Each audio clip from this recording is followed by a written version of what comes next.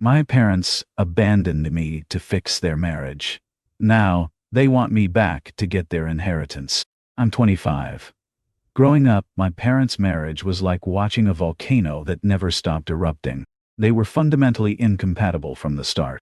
My dad, the penny-pinching control freak who counted every dollar, and my mom, the free spirit who believed money was meant to be spent. Picture those volatile high school relationships, where couples break up and make up every other week. Except my parents were trapped together by marriage, a mortgage, and me. Their arguments would start over the smallest things. A minor disagreement or misunderstanding would quickly escalate into full-blown warfare. Objects flying across rooms, glass shattering against walls, and physical altercations between them became my normal. As a kid, I never understood why they were always so angry. All I knew was that their fights terrified me. When they'd start yelling, I'd cry. It was the only way I knew how to express my fear and confusion. But instead of comfort, my crying just made them angrier. They'd turn their rage on me, screaming at me to be quiet. I learned pretty quickly that showing any emotion wasn't safe in my own home. My maternal grandparents finally stepped in when I was 13. They'd been watching from the sidelines for years, growing increasingly concerned about the impact my parents' toxic relationship was having on me. Looking back, I think what finally pushed them to act was my rapid weight loss that year. I'd stopped eating regularly, too anxious about triggering another fight at the dinner table. They organized an intervention, gathering other family members who'd witnessed the dysfunction firsthand. They sat my parents down in our living room, the same one where so many fights had erupted, and laid out their ultimatum. "This stops now," my grandfather said, his voice carrying the weight of decades of respect in our family. "Either you two get professional help, or you separate. We won't stand by and watch you destroy each other and your child anymore." My grandmother, usually the gentler one, was equally firm.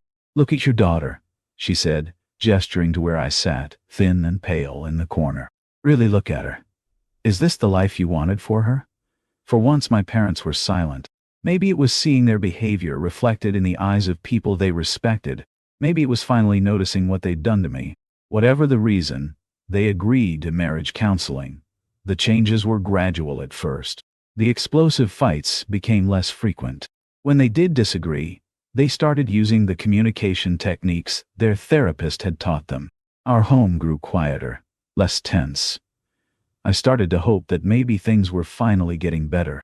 But as their relationship improved, I noticed something else happening. They began pulling away from me. The small ways they used to show they cared. Mom making my breakfast, Dad driving me to school, just stopped. Instead, they'd hand me money for lunch and tell me to take the bus. They started going on date nights, working on their relationship, which would have been great, except they'd leave me with no dinner plans, just a casual, "there's leftovers in the fridge" thrown over their shoulders as they headed out. They were so focused on fixing their marriage that they forgot they were still parents. When I turned 15, I finally worked up the courage to ask for my first birthday party. After years of watching other kids celebrate with friends and cake and decorations, I thought maybe now that things were better I could have that too. "A party?" Dad scoffed. "Do you know how much that would cost?" "We're not made of money," Mom added. "You need to stop finding ways to waste it." Something in me snapped. Years of feeling neglected and unwanted came pouring out. "Why did you even have me if you hate me so much?" I screamed, tears streaming down my face. "All you care about is your stupid marriage.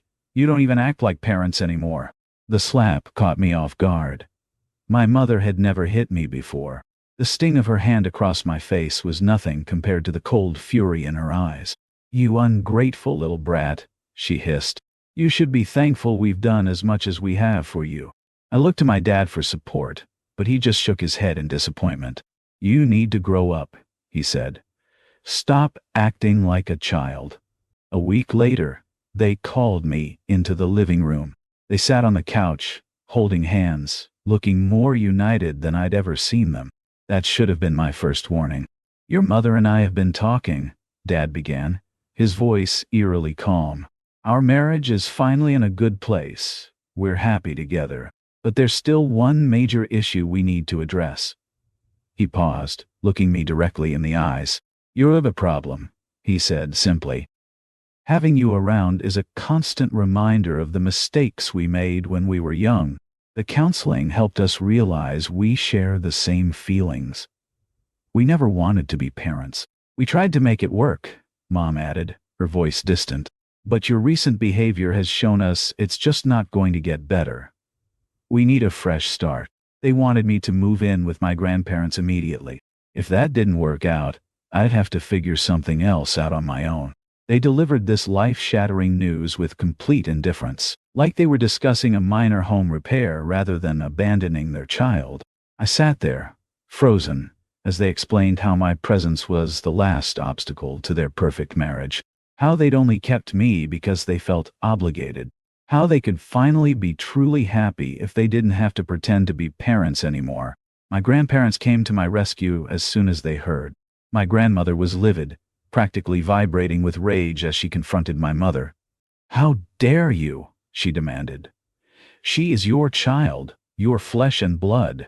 If you care so much," my father said coldly, "you take her. We're done playing house." My grandfather, always the calmer one, simply told me to pack my things.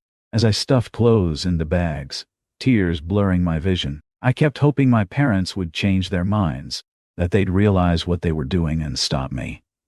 Instead, they sat at the kitchen table, holding hands and quietly discussing vacation plans, while I walked out of their lives.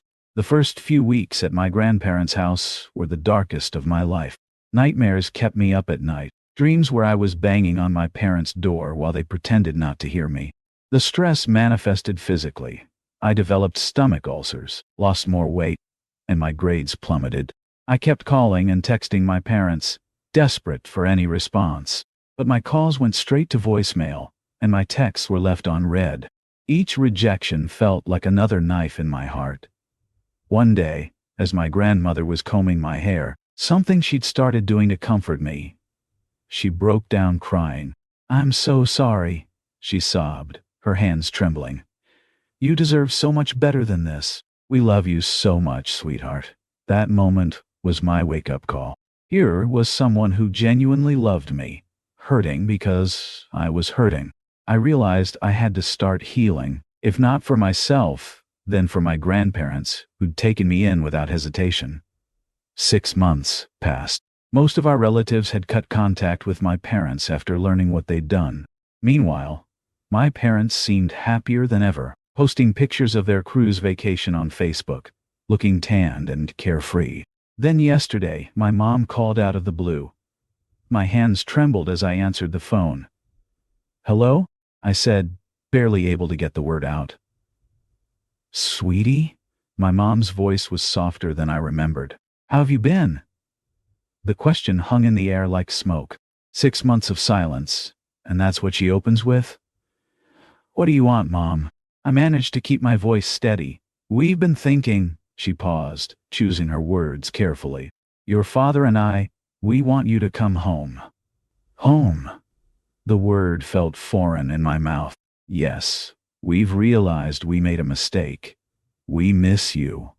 We want to make things right." But something felt off.